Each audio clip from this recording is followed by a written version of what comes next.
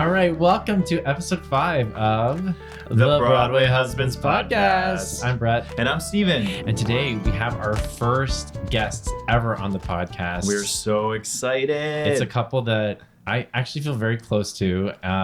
We'll introduce them. This is pulled off their website, so forgive me if it doesn't totally say everything you want it to. But Marti Gould Cummings is somebody I just adore over the years, but he is originally from Maryland, moved to New York City at the age of 17 to pursue a career in the performing arts. After working as an actor, the world of drag came into Marti's life, igniting a passion that would become their career. As a drag artist, Marti has toured the world, entertaining audiences. They can be seen on Fusion TV show Shade Queens on NYC, as a regular fixture on Bravo TV's Watch What Happens Live. Marti has appeared through VH1 and all sorts of commercials. They are the face of NYC Go. We're going to talk about that. Go, promoting pride for the city of New York. They were honored by Out Magazine, by a whole bunch of other magazines, Queerty Awards. I'm going to skip ahead, but because I think what's most fascinating about you, Who wrote that? I don't know. I think what's most fascinating is that you're running for city council for the city of New York, and I can't wait to hear about that. But Marti is also married to a very talented musician, Blake Allen, who's a fellow Texan. Hey. El Paso. Hey, y'all. You want to read Blake's? Yeah, Blake Allen is a multifaceted composer and orchestrator at the forefront of the new musiopera genre. Musiopera. Yeah. Musiopera. Yes, musiopera. The musiopera genre. He is heavily influenced by his Mormon upbringing and the vast cultural landscapes of his hometown, El Paso, Texas. Blake made his professional composer debut at the Metropolitan Museum of Art in 2015. He was a 2014 full scholar artist in residence at the Banff Center. Blake produces the hit An Evening With series. I performed in it. Hey. Which is headed into its third bi-monthly season at Green Room 42 with his band, the Who Be Thems. AEWS, explores the legacy of major 20th century musical figures with new arrangements, Broadway talent, and dynamic multimedia. Nice. Okay, there's your bio. So that's who we're talking to today. Marti and Blake. We'll just start there. Just Marti and Blake. They're amazing and we love them. Wait, And when did you guys get married? We got legally married December 10th, 2016. Yeah, but that's like our engagement party that we happen to get married at. Our wedding is June 3rd. So what do you celebrate? Pre-anniversary? Both? June 3rd. June 3rd. I mean, no, December 10th, I have to do something. Otherwise, we'll get in a huge fight. But June 3rd is Last our year, Marti said, don't remember, tomorrow's not our anniversary. You don't have to get me anything. And then at the end of the night, he was like, you didn't get me anything for today. this is the December 10th date. Yeah. All right. But it doesn't count. No. What do you mean it does? Oh, June 3rd. June because 3rd. it was Yeah. already June 3rd is happening. the official. Yeah, that was like the walking of the aisle yeah. crap. I Yeah. recommend anyone who's getting married to get married before, because then when you actually have your family and friends there, it's easy breezy and about a party. Yeah. Yeah. I mean, just really quickly, like before we did it set our vows in front of people, we practiced and we said our vows before. Oh, right.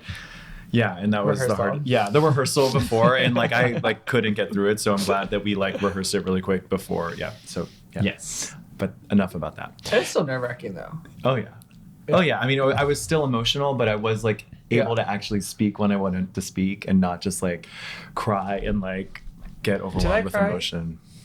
I don't remember. I cried during the speeches at the party. We were lucky because we had a very traditional, what religion? I don't always Episcopalian. Episcopalian. Oh my God. And so our vow, we didn't have vows. We like said the actual prayer, but we got married in the cemetery of Well, the church. this is very that's cool. controversial. So it's the church that I grew up in that my family gave the land for in the 1600s. So every single person in my family gets married at this church. So I was like, we're getting married at this church. Father Henry's going to marry us. It's going to be like slay the house down. It's going to be major.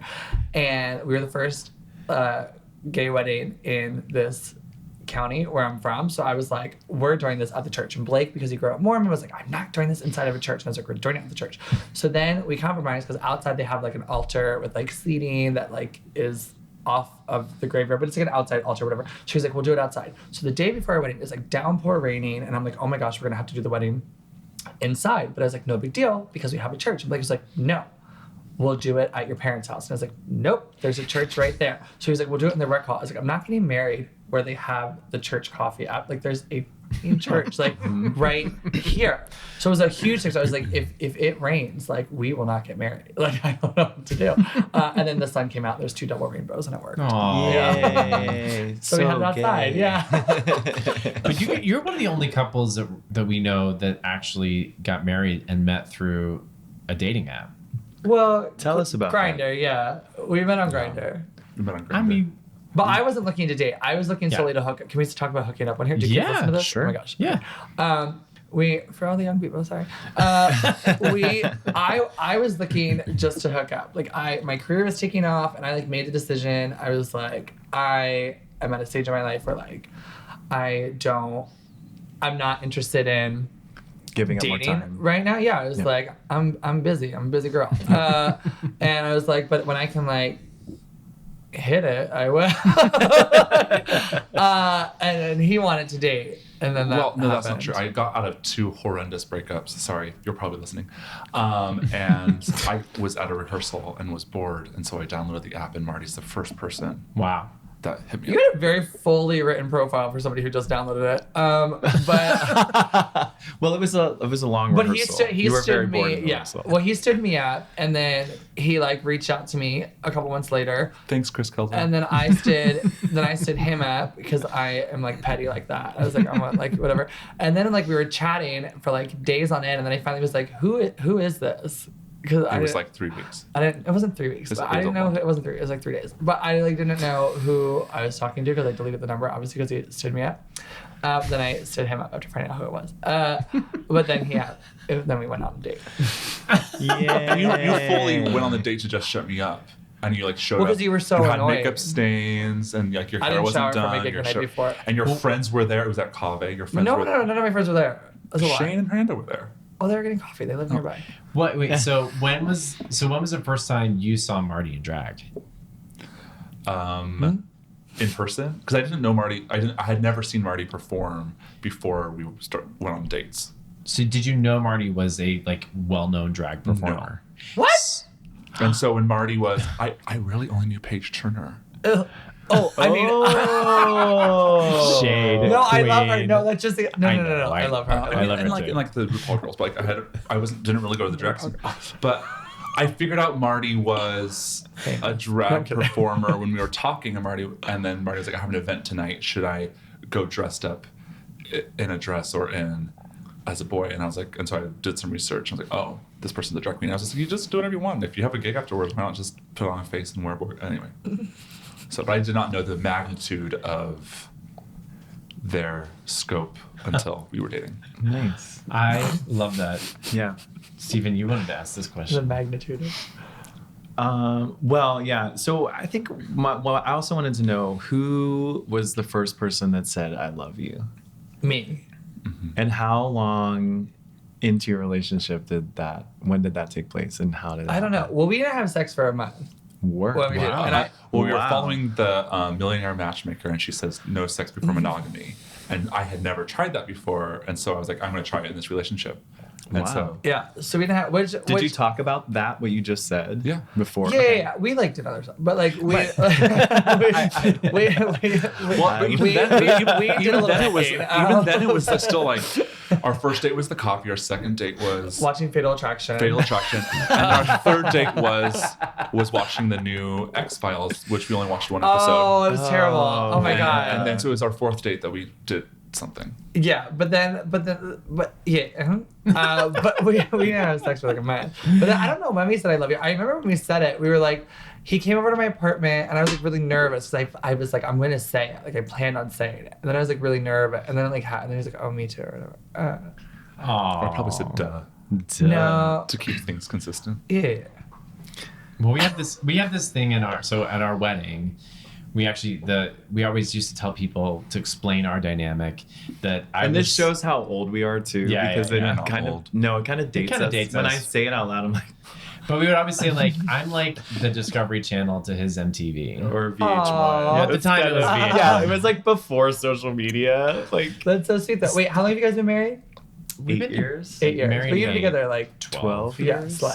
It's 12. Yeah, 12 years. So like iPhones weren't even a thing. Yeah, we were together Oh, yeah. when iPhones like came out. Yeah. When you could only have AT&T to get. Yeah, which I had. That's right. Um, And we still do. So my question is, who's the Discovery Who's the Channel Discovery to Channel? who's MTV? Yeah. He's the Discovery Oh, Channel. absolutely. Yeah. Yeah, for sure. Totally. Got Totally. Or History Channel. But I do love National Geographic on Disney Plus. Oh my god, it's so good. So Disney good. Plus is everything. Oh my god, right we now. watch a lot of like not Discovery. What is it? What do we watch? Nature. What is the nature stuff we watch?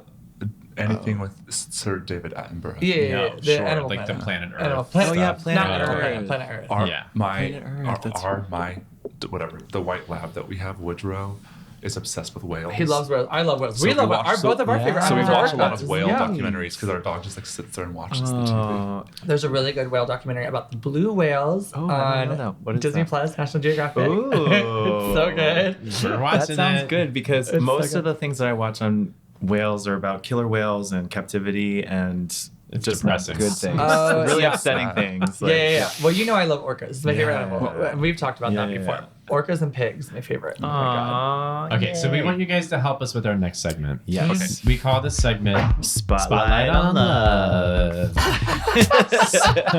Is there a theme song that goes with that? Not yet. Not yet. Well, we do have, We have to Blake, work get on to that. writing. we do have music that hasn't been inserted yet. Yeah. Spotlight on love. Spotlight on love. I've always thought "As Long as You're Mine" from Wicked was a porn song. Which It one? sounds like the background music to a porn. Which As one? Long as You're Mine.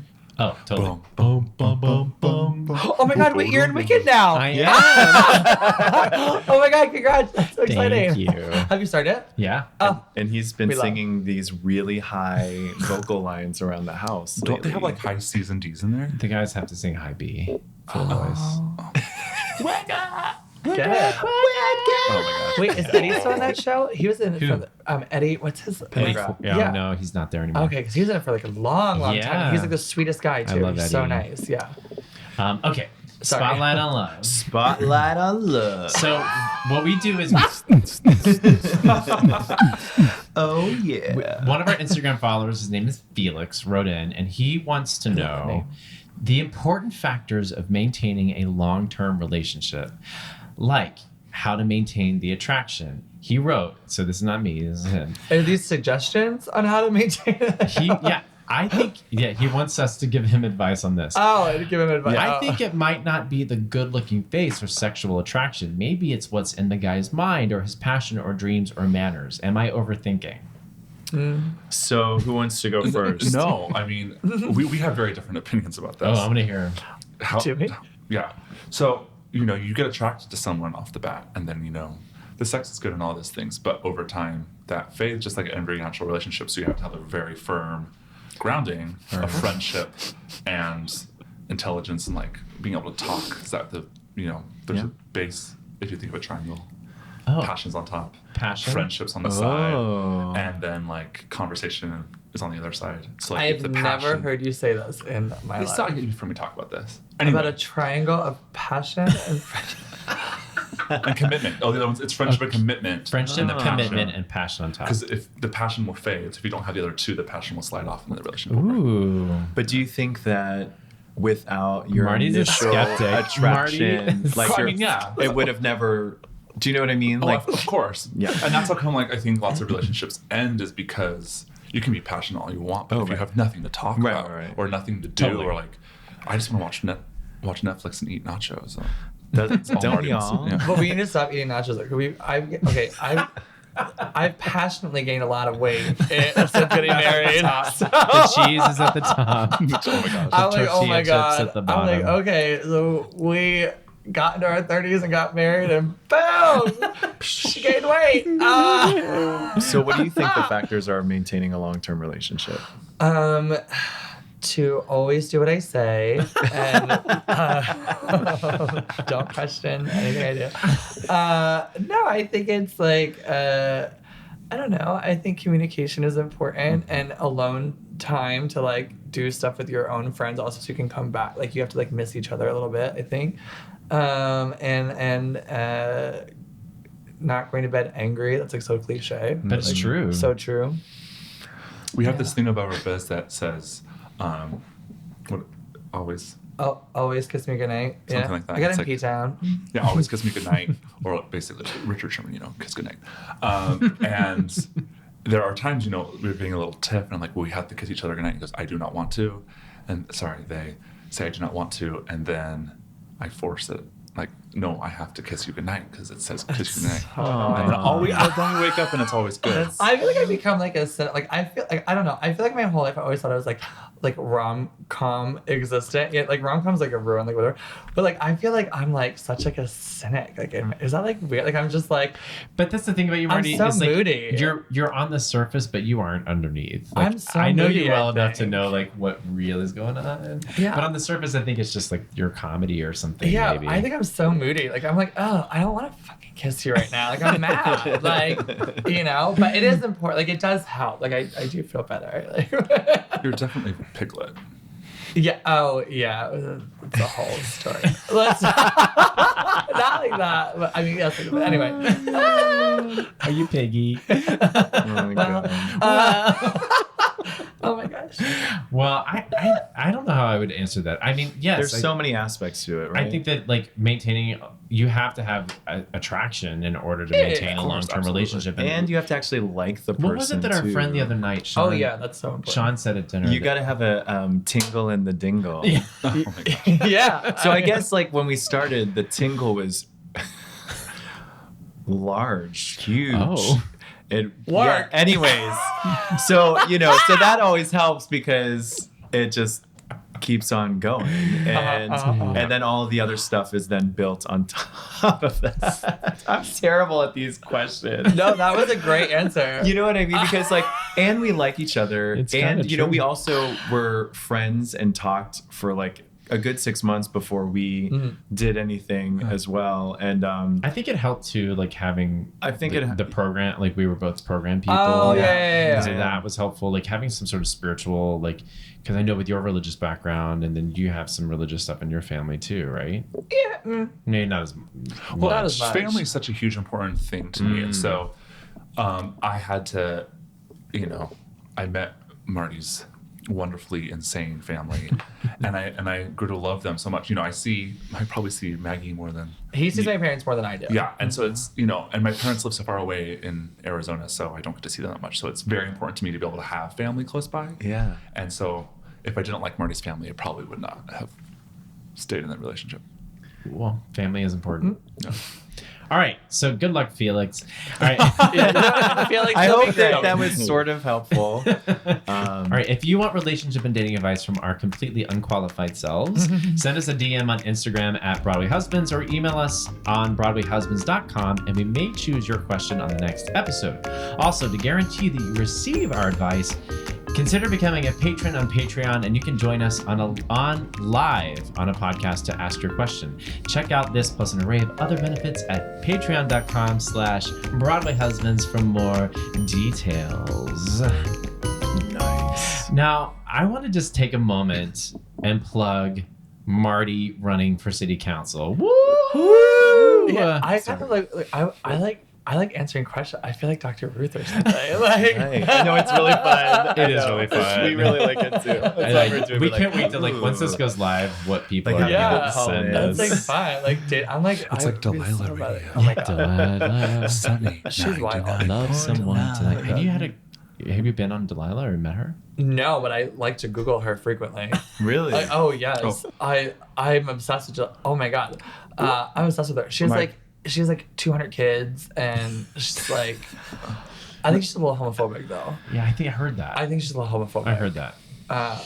Look conservative. She's like the Chick-fil-A of radio host. Like it's like, but I used to listen to her all the time in high school. Like driving, it was when I would drive home from play She played rehearsal the in some high good school because I playlists. I had an hour-long drive home, Yeah. and so I would like get in my Buick LeSabre and put on Delilah. Back then we didn't have, we didn't have tape decks in our cars. We didn't have Spotify. We didn't have any of this. And so she really was this wonderful I have my big source binder all, of like, the top CDs. four And then they shows. also played did too. like these great love Power ballads, right? oh and my you would God. like sing and like scream them in you the would car, rock right? out, look like a lunatic. Totally, oh my totally. gosh. I just remember when when the Iraq War first started, and I lived in El Paso, so there was a base there. Everything was about like my brother's there, my sister's there, my husband, my wife's there. She is So good it's about very, picking songs that like. It was hallmark for the radio. Totally. Yeah. So Marty, just Sorry, we got really off track. I'll wait for So- Delilah for a moment. What made you want to run for city council, and how did that start? It's not a great answer for That's it. No, I think it's I've been in politics for a couple of years now. I think like so many people, well, first of all, so I do drag for a living, for the listeners at home. And drag for me is like inherently political. Like drag in itself is a form of political action and political resistance against the patriarchy, which is kind of what our country is founded on. And so drag is like a direct kind of like slap in the face to that, I think. And drag queens have always been political, drag kings have always been political, drag artists have always been political, And so I think like a lot of people in 2016 or 2015 rather, when, Trump came down his escalator and called an entire like group of people rapists and drug dealers and all this stuff, it was alarming and kind of like a wake up call and like a call to arms, I guess. And so I got really active and political, and I started this organization that ousted the oldest political organization in the entire state of New York, when like for decades people said it could never be done. And I was like, well, why? So I just fucking did it. And because I think a lot of times people in politics just run around trying to like do what I don't know. It's like, just do it. Just do it. Stop talking and just do. Stop talking. Just go and do it. Like I was reading this thing the other day. Like there's this recent thing with like the subway, over policing the subways, and all these electeds are like rallying and holding these press conferences. And somebody tweeted, they're like, why don't you just go make legislation to like not have people selling churros get arrested? Like why don't you just go fix the law? Yeah. Stop having a press conference. Go fix the problem. Yeah. And I think that's like what happened with this thing. Everybody's talking about like, oh, this issue. And it's like, well, just do it. And I think some people in politics were a little startled when like a drag queen who didn't know anything about politics did it. And of course I had like a group of amazing volunteers and people helping. Like we built like an organization, it wasn't just me being like, yeah, you have to build momentum and community. And I'm on my community board, and I was appointed to be an advisor on the Nightlife Council. And it just, it felt like the next right thing to run for office, but I didn't want to go into running for office blindly. I wanted to do it for the right reasons. And some people were in office were saying you should run for this seat, or you should run for this seat, or this is what you should do. But none of those positions that I was being kind of courted to run for resonated with. It didn't feel. It wasn't what I wanted to do. Because I didn't want to run for office just because that's what I'm supposed to do next. I wanted to do it for the right reasons. So when it was brought to my attention, so there's 52 city council members in New York, and 38 of them are term limited in the next cycle. So that's 38 open seats. So the majority of the city council will be brand new. And it came to my attention that not only that, but the 5 members of the LGBTQ caucus are all part of that group that's term limited. So in theory, there could be no LGBTQIA plus representation in City Hall. I'm sure there will be, but like theoretically that means there could not be, So there's a group called LGBTQ 2021, which is working to get queer people running in each of those seats. And I said, well, this is an opportunity that feels right for me. It's an open seat. I'm not going against an incumbent, which I have no problem primarying an incumbent if I think they need to be primaried. But I it's an open seat, and ranked choice voting was going to come into play, and it did pass in the last election, which makes it easier. I think ranked choice voting is amazing, and I would be the first. All the press like highlights, you would be the first drag queen elected in New York, but I'd also be the first non-binary, gender non-conforming person elected in the state of New York, which was like a huge deal, because in our country, the United States, there's 500,000 elected officials total in this country. That's, municipal, local, state, federal. So 500,000 people hold elected office in our country. Out of those 500,000 people, 800 of them identify as LGBTQ, so under 1,000 of them.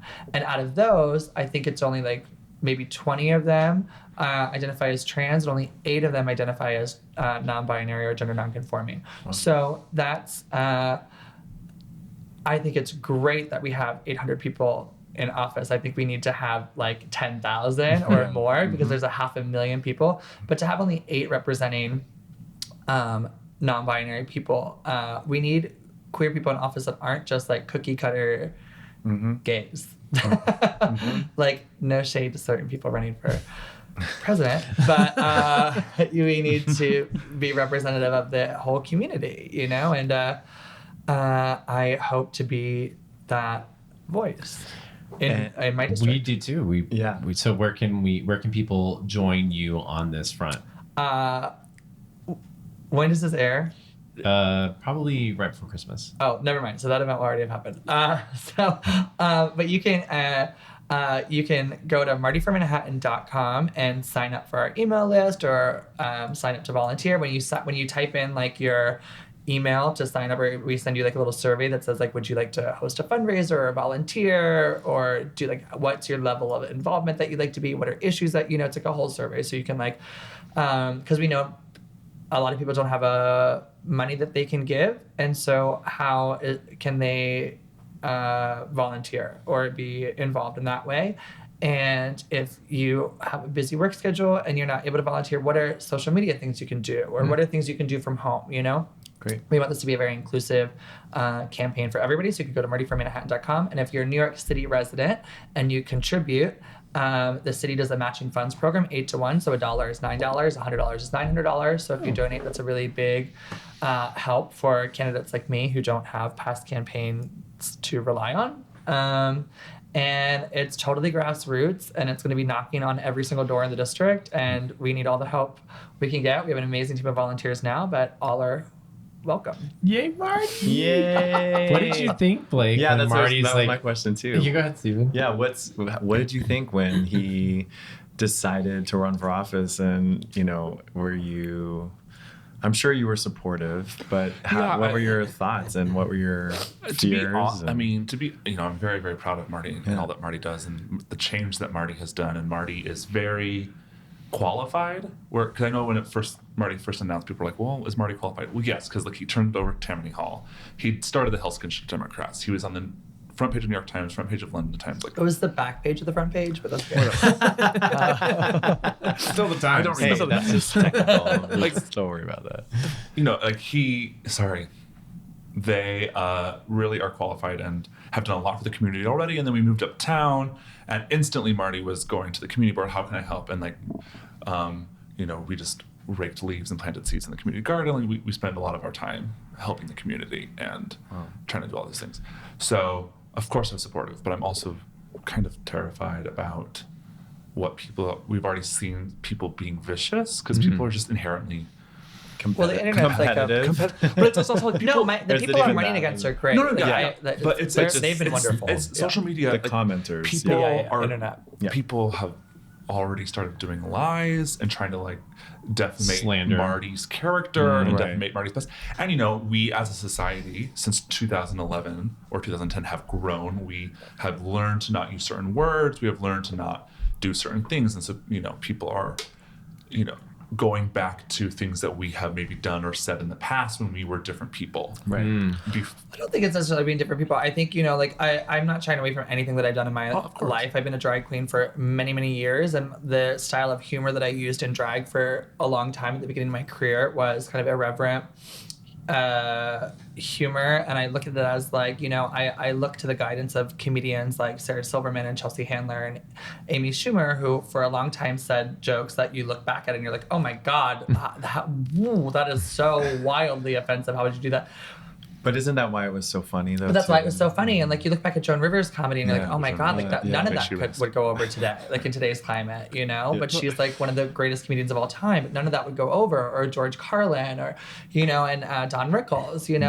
These comedians are incredible, but their humor would not translate today. And so I look back and I think, oh wow, okay. But I look to the guidance of people like Sarah Silverman and Chelsea Handler, Chelsea had this great documentary on Netflix all about privilege Yeah, and we just white watched it. privilege. Yeah, So and good. Sarah Silverman was really like kind of on the front lines of like Yeah, that progressive issues. What and was her America show that she had on Amazon? Oh, it was great. really Yeah, it was fascinating. similar to like Chelsea's It was very thing. good. Yeah, it was really Yeah. good. And but they recognized like, okay, we are privileged because of X, Y, and Z, and we told jokes that at the time we thought were funny. We now, as we've grown, and I think I don't believe in cancel culture because I think it's dangerous, because I think if we don't allow people an opportunity to evolve and grow as human beings, then what's the point? Like, that's the beauty of humanity, is we are able to say, oh, when I was 20, I did something really fucking stupid. Or when I was 25, or when I was 30, or when I was 35 or 40. But it's what you do next. It's the actions you take after. Yeah. When you know better, you do better. Mm-hmm. You know, like when you, if you're so ignorant to say, well, this is how I do it. Okay, well, why don't you listen to what's happening and like evolve as a person? And so if somebody wants to like throw some old tweet at me and like, bring it on, bitch, like fine, like that's fine. Like if you can't see, like if my track record doesn't like whatever, I know who I am, I know what I stand for, and it's like all good. But this is also like what you're gonna get as the more as you public put yourself you become. out there. Yeah. And that's like fine.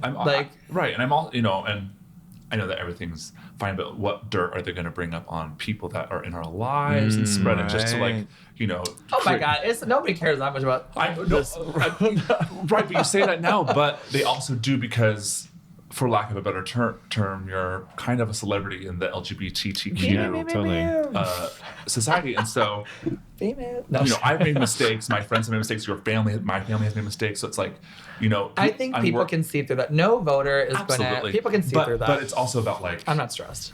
But can they? I mean, look at what's happened nationally. No, I'm just. Well, I think the right people will. Yeah, of course, I think, of course, I know. I don't know. There is not a secret in my. I have literally zero secrets. Right. Like you can find anything about me, and it's. Not every politician or performer lives their life like that. I do. Like I don't have like everything about me is like, I'm a alcoholic, drug addicted, like. Sexually compulsive, non-binary, non-gender conforming drag queen whose brother's been in jail, who doesn't talk to his other brother, who has a conflict relationship with my Mormon in-laws, who said offensive joke. Like, who fucking cares? It's all been out there. Everything that I've done in my life has shaped me to be the person I am today, which has led me to the place where I believe I can be the best representative for the people of my district. Yes. The 170,000 people have an honest person who's going into this for what I believe are the right reasons. A lot of people run for office because they want power. They want to gain something. I don't give a fuck about that. If this is the only race I ever run, I feel I did a great job already 3 months in, because I was talking to a congresswoman about this before I announced, and I said, what was it like when you we're running, I'm nervous, I'm scared. And she's like, well, you should be like, because if you're not, but it's the same with like show business, right? Like if you're not nervous before, I've been doing drag for 10 years and in venues for 5 people and venues for 5,000 people. And every time, even my weekly shows, I get nervous before I go on. Every time I have to go to a political event, even if it's just planting grass seeds in the park and for like 5 other volunteers there, I get nervous because I want to show up and do the best of my ability. And if I wasn't getting nervous, then why am I joining? And so when I asked her for advice, she said, when I ran, nobody knew who I was. Nobody believed I could win. Nobody thought it was a possibility, but I knew that even if I don't win, the impact it's going to have on women who look like me will be the win that matters. And then she went on to beat the 4th most powerful congressperson there is, And so I took that advice, and that's when I really made the decision of okay, you have an opportunity as somebody who does have a lot of followers and people listening. And I knew that when I announced it would make not just an impact on the community, but it would be national news. And which was cool and surreal, but I knew that it would have that impact when I announced that it would be all over the news. And I knew that with even the work I've done in politics so far, without being a candidate, how many kids messaged me saying that for the first time they felt they could be a part of the system, for the first time they felt represented. So if I don't win my election, I've already won, because there's so many people who are now volunteering on a campaign for the first time when they would have never before. Yep. There's kids in other states who are getting involved in politics in their backyard because they see somebody like themselves.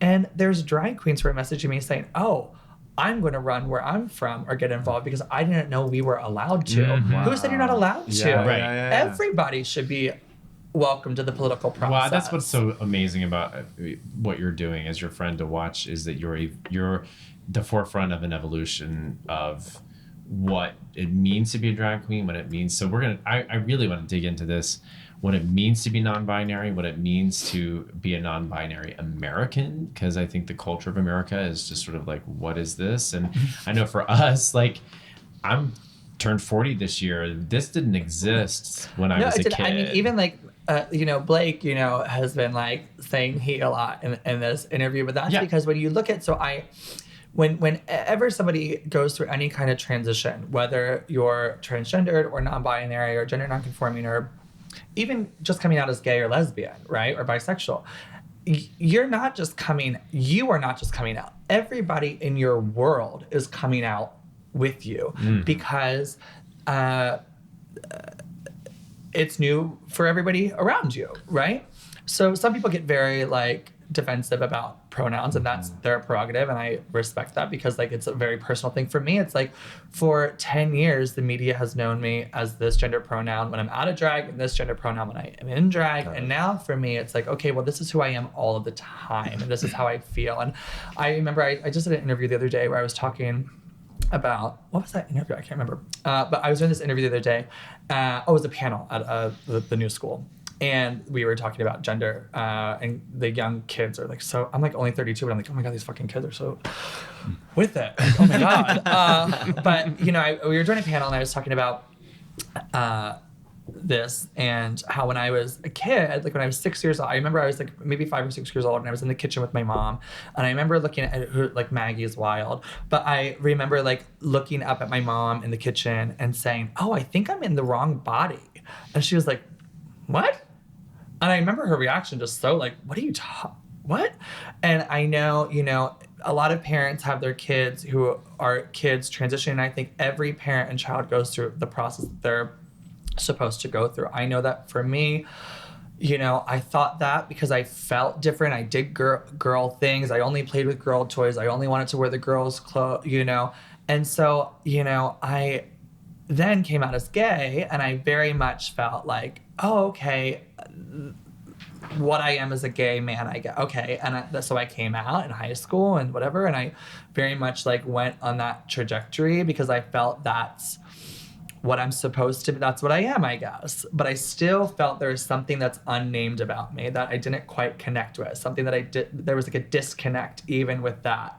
And so now I'm so grateful that language has evolved, which is the beauty of language and the beauty of society, is that we're able to evolve and adapt. And I do firmly believe there's more than two genders. And a lot of people on the internet like to tell me otherwise. But you have to look at like indigenous people and like and old Asian cultures as well, and Middle Eastern cultures from like thousands of years ago, where there's always multiple genders. There's always multiple genders. Two-gender system is something that's like very Anglican and Catholic and European. It's like a very modern phenomenon to be only two gendered. And so when this language started evolving in only the last really year and a half or 2 years, it really hasn't been very long, I started thinking, oh, I think that's what I was talking about when I was a kid. That feeling of like, oh, I'm in the wrong body. No, I'm not in the wrong body. My spirit is just,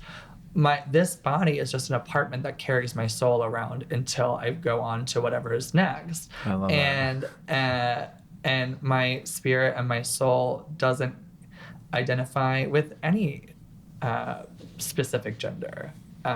It flows between them. So I think that's the best way to identify it. And I think if people I don't even want to call it misgender, because everybody's going through that process with me. Right. It is an evolution. But I'm curious though, because, for us, like I'm very aware that we are a white cisgendered couple, which is like so basic, like it's like, but one of the things I really want us to be able to do is to open a conversation around what it means to be non-binary, what it means to be queer. And so but the thing is that I don't know much about it. So like, what does it mean to be? I don't know much about it. So what did you? I'm like, I just know it's how I just feel. know how I you know it's feel. who I am. And how was the conversation with Blake? Like, did you have like a night? Because like I know sometimes when Bret has something to tell me or I have something to tell him. I don't know if there was there like a sit down? We're like, hey, No. I need to talk. Did we No, talk need to about it? talk. No, it was. I think it was just like, okay. What was the day? It wasn't Trans Awareness Day. It was Pronoun Day or something. Oh yeah, like very recently. But And then I was part of a group text. it was very because it was like very casual. It was just like to all because Marty's Well, we lightly best touched on it, like- Marty's best friends have a group text that I'm on, and it's just like everyone start calling me. No, I did it to my they. family. No, you were on the group text to my family. I did it to my families. Well, you also did it to Hernando. Why did and you say Shane. family like that? It was so weird. Family. Moira Rose. No, and so I just was like, okay, because it's just But we had like lightly talked about it before, but I didn't think it needed to be like a huge conversation because it's just who I've always been, and I didn't think it would be like. I didn't feel like, oh, my marriage is gonna end because I don't identify with a gender. I didn't think it was like a huge. But, I mean, what's fascinating about this might come across very wrong is that I've always, I'm married to Marty, but half of Marty's life's in drag. Yeah. And yet, though I don't kiss Marty or we don't do anything when Marty's in drag, it's kind of been that. Because makeup is messy. It feels like I've been That's hilarious. dating two people. And so, and to be frank, when I am out at one of Marty's shows, just as Marty is in a character, I treat Marty in a different way when Marty's in drag. Right. Do you? Well, at least that's like it's like, it's different than when I'm at Slay. home. Does that make any Love sense? that. Yeah, it totally makes sense. Well, also when I'm in drag, like it is very much like at least drag when I'm at a show is very much like a heightened sense of who I am. Like You're also It's not working. really. You're also Yeah. working. It's I'm your like- job. yeah. Yeah. It's my job. Yeah. So you're gonna be like, I treat him differently when I'm in drag because I'm at like. I'm working. Like it's weird, like when your husband's at your job. Like it's strange, right? Think about the time where we do a lot of shows together, and That's so, different. right? But in that moment, when we're Well, in we're on Province, stage- when we're stage when is different. Provincetown, and like we're just like cack about Oh, town. we had like this big fight before a show, and then we went on stage, and it was like, like No, but I'm saying like the fights in a hat, because we have ticket. No, but We don't know that. anything about But that. we're like walking on the street, you're in full beat, and I am just walking beside you. I inherently I'm treating Marty the drag queen differently than I would treat Marty the spouse. Yeah. So when this all happened, I was just like, oh, cool. It didn't even fix Yeah. me. Right. That makes sense. Yeah. It was Yeah. a natural. I think it's like a thing. non-issue. Great. Yeah. Great. Yeah. There's so much to learn though, because I sometimes feel like I don't know the definition, the difference between being queer versus being non-binary versus like what is there? I think queer is like an umbrella term for It me, is, and queer means something different for everybody. That's the thing. I think language is so like personalized now, and so like there's not like you are a queer person who is a cis gay man, Got it. Yeah. I have unless I- you otherwise state like. I don't know. But won't- I I do won't feel say- I'm well, I like don't I agree with definitely feel that. like but I definitely don't feel like because I wear like J. Crew like that I'm like part of the queer community. Sometimes I don't feel like I fit into that world. that's what we have to- why oh, do you sorry. not? Why do you not fit in the queer world? Like because I feel like because you don't feel that way, or because Maybe the it's world my- is telling you. I have straight friends who identify as I am a queer man who happens to be straight. Interesting. I don't. I mean, It's I an think- interesting I think Marty conversation. disagrees with that, but it's just I didn't say I disagree with that. I just, everything's. It very is interesting. I think that we feel pressure It is from complex. people to do things and act a certain way and be a certain way, and it's so like embedded in us, and we don't even realize like why we're doing certain things. So, I mean, we've made life decisions based on pressures from family and Nobody friends, should ever feel pressure for anything. We get No. one shot at Right, life, right. to our knowledge. Yeah. We get one shot at this. we get one and shot we're at the lucky- current life that we are in at the present moment. Yeah, because we don't know what happens next. Yeah. We don't nobody knows that answer. Everybody can hypothesize and say, "Oh, it's just this is it, or there's heaven, or you're reincarnated. Nobody knows. So I like to look at it as like there is like a higher power that for whatever reason has put me on the planet in this body at this time in the planet's history for whatever reason. And if I'm lucky, will have 90 years, but statistically like 65 to 80, right? Mm-hmm. So I'm already 32. So if somebody wants to like pressure me to do something, like tough shit, like I'm like on, you know, like of course I'll do things that I think abide by like my moral compass, but like I'm not like I'm done bending to the pressure of what other people expect me to be. I'm like so done with that and so tired of it, and I feel like I like told my agent that the other day. I was like, stop putting me in a fucking box because I'm not boxable. Like stop. She hasn't replied. But but you know, it's that thing. It's like I'm tired of bending to the pressure. Yeah. Like I'm gonna like, you know, our marriage is like our marriage on our terms. Nobody else's. We're gonna have children when we are ready. Not like when my mom wants us to. Not when you want us. Like when we're ready. I'm gonna like I'm gonna wear the clothes that make me comfortable.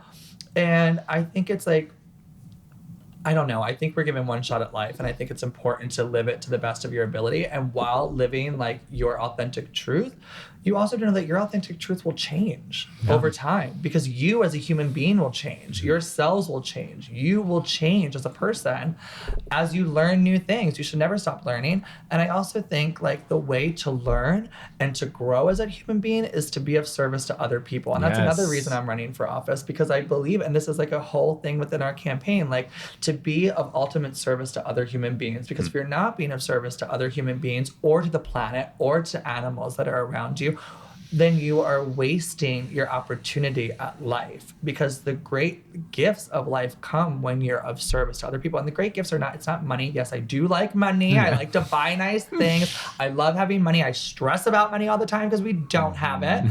But that's the world we live in. We live in a capitalist society where you like need money. But I know that like the gifts, the promises in life are not like how big your house or apartment is or what brand your clothes are, because all clothes are just material stitched together different ways or with a different label, you know, whatever. It's what are you doing for other people? Did you hold the door for a stranger today? Did you say thank you? Did you, you know, like pet the little dog who's tied up outside while, you know, by themselves, you know, like little thing. It's like every little thing. It's like cyclical. Like it comes around. Yes. Amen. And that's why I'm running for office. Well, I do see service in all that you do. I see that. So thank you. Even though I can be like a raging bitch at home. And thank you for helping him get out there. For helping Marty not look like a raging bitch outside of home. You guys are wonderful. We feel so lucky to have you as friends. Thank you so much for coming. I want to go whale watching with you. Yes, I would love to. I want to go to the Puget Sound so bad. I want to go kayaking with them. Oh, but then I like get nervous. I'm like, what if I get bumped? And then I'm like, then you'll be swimming with them. No, and then I want to swim with them. I know. I want to swim with the orcas so bad. Oh apparently, my God. if you go like up the river to like the northern Quebec, they have campgrounds that in September where all the whales go. You can camp and like hear them while you're sleeping. God, there's dream. fog. We should do that. Yeah. We should plan that. You'll be either by driving or by. We saw the orcas in Victoria, Canada. I've never seen them in a while. Steven is obsessed. We gotta go. Everybody was looking. We have to wrap, right? Yeah. I just have to tell the story. This has nothing to do with anything about husband, but it is the most magical story. And we are orca. So, listeners, viewers, we are orca lovers. That's Steven right. and I. So we were in Canada, and we were out on the. They were like, we might not see them. The weather's not great. The water's kind of choppy. We probably aren't going to see the orcas today. It was like there was no salmon. They were like, we don't think we're going to see them, and I was like, oh, we are going to see these fucking orcas, because the entire cruise, I didn't go on any whale watching things until the very last day, because it's the only day I didn't have a show on the ship, and so I was like, we're gonna see orcas. I know it. I feel it. My higher power is telling me we're going to see orcas. I know it. And everybody's looking this one direction of the boat, and I'm looking over here. And the guide was like, why are they looking that way? And Blake was like, I bet Marty's going to be the first to see them. Like, I guarantee it. Everybody's staring this direction. And then all of a sudden, these 3 big fins pop up and this pod of orcas. And I was like, oh my God. Marty screamed so high and so loud that we thought he fell off the boat. So everyone freaked out, and it was just. It was the most magical. Oh my god. Oh my I've never been gosh. happier. I've never been happier until I went to an animal sanctuary in Woodstock a couple weeks ago, and I hugged a turkey and hugged a pig. I love animals. Oh my god. I love animals so much. I would be so scared. Oh, I lose My my mind. godson's a dog. That's how much we love animals. We love animals. Aw. Oh yeah, Joey. I love animals. Well, we love you guys. Thank you so much for being on the show. Yeah, thank you. We're gonna have links to all your social media in the show notes. And Scroll down. I hope everything works out for Felix. yes, yeah. Felix. Rooting We're for sending Felix. lots of good vibes to you. Register to vote and then find love. And don't forget, go ahead. And on this podcast, we encourage you to love what you do. And love who you love. That's right.